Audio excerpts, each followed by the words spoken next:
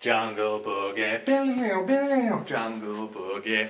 Hello, ladies and gentlemen. I am the Omni Viewer, here with another unscripted reaction / review to a movie that recently came out.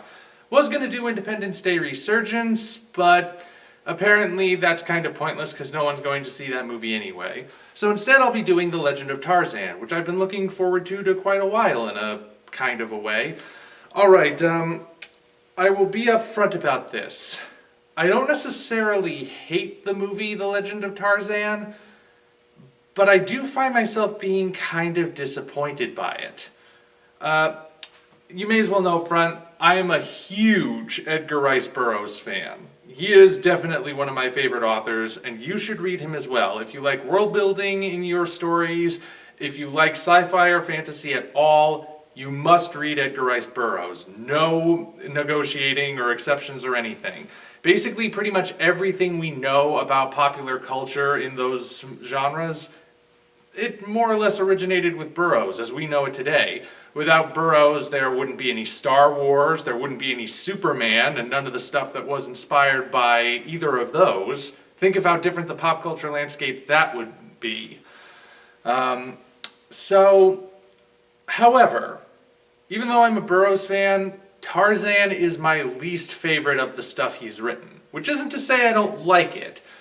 Me saying that Tarzan is my least favorite is the same as me saying that vanilla is my least favorite flavor of ice cream. I'd rather have chocolate, sure, but if someone gives me a bowl of vanilla ice cream, I'll take it and I'll eat it, and I'll be happy about it because it's ice cream. So that's how I feel. But actually, I think the reason why I don't like Tarzan as much as the other stuff is because Tarzan is kind of the inverse of everything else that Burroughs has written, or at least most of what he's written. Usually Burroughs' stories are about ordinary people transplanted into extraordinary worlds, but Tarzan's the opposite. He's an extraordinary person in more or less an ordinary world.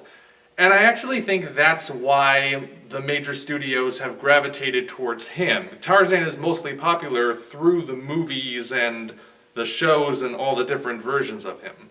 And it's because, I'm pretty sure, that central concept is that he is the most unusual thing most of the time.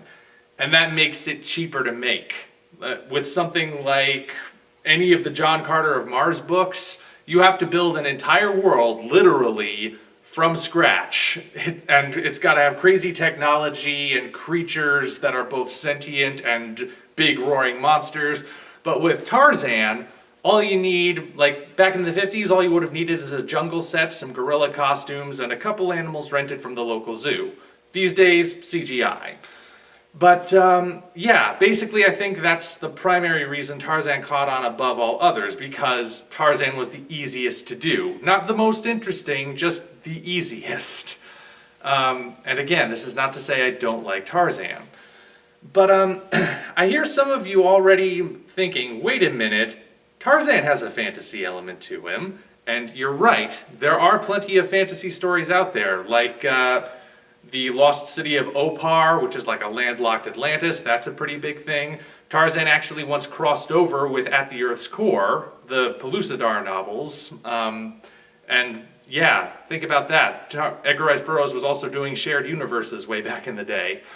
But most people don't know that about Tarzan because that's not what we're presented with the most often. There are only 2 live-action versions of Tarzan I know of that actually tried that. The movie Tarzan and the Lost City, which wasn't very good, but you can sort of tell it was the result of executive meddling, and a TV series called Tarzan the Epic Adventures, which was good, but it only ran 1 season, and last time I checked it still wasn't on DVD. So, yeah.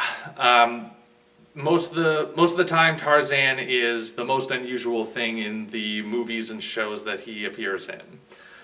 Now, I was hoping, kind of, that The Legend of Tarzan would actually change that, and there was a brief moment at the beginning where I thought they actually were going to go into the fantasy realm, because this isn't really much of a spoiler since it's the first thing you see in the movie.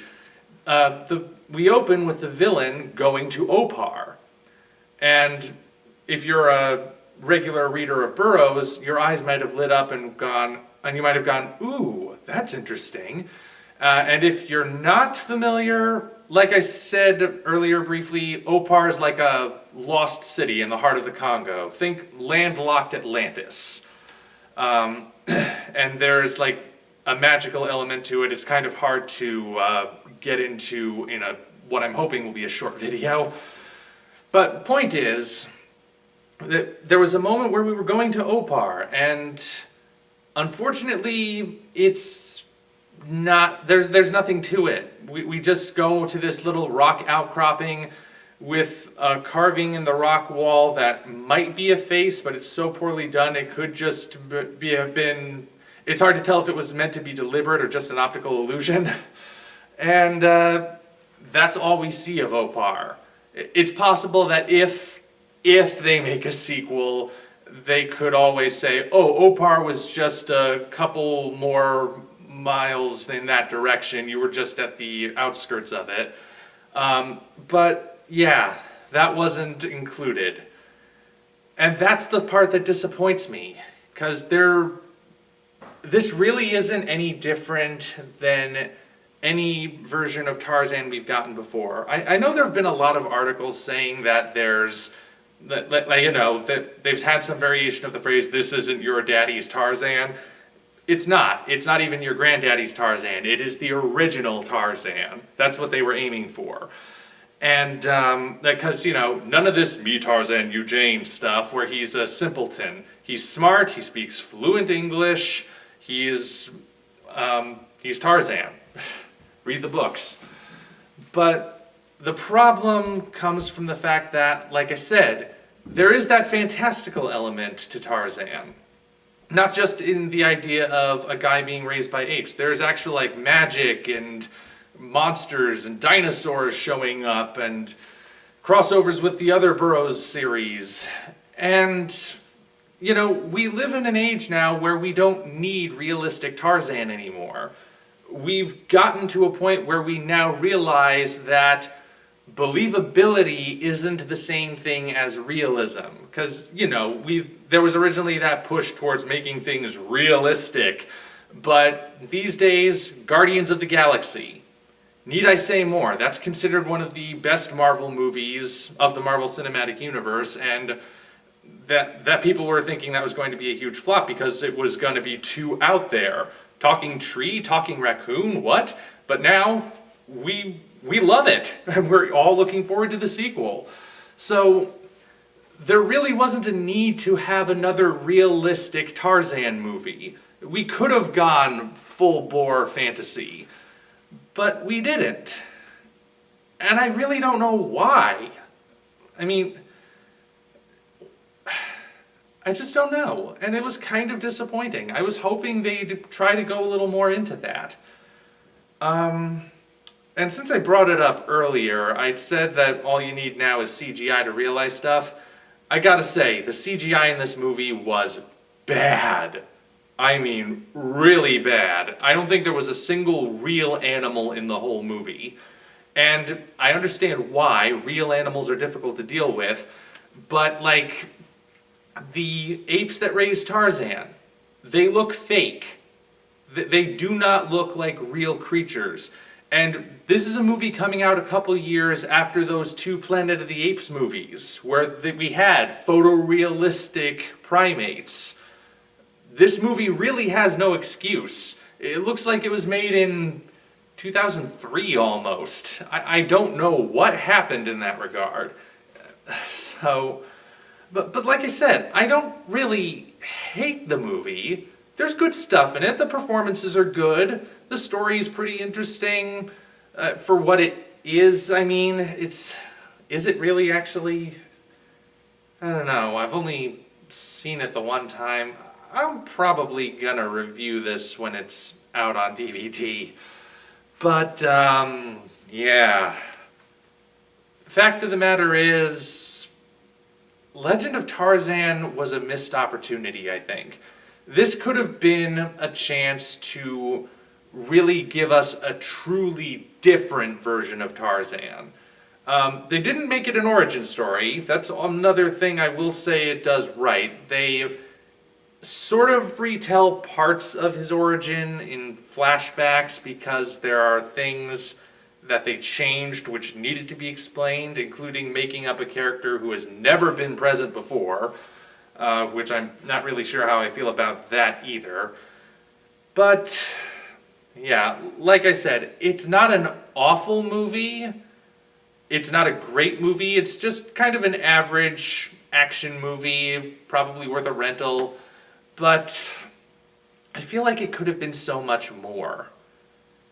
I'd much rather see another one of Burroughs' works adapted properly. Not like this, not like Disney's John Carter, but I don't know. I'm sure it'll happen one day.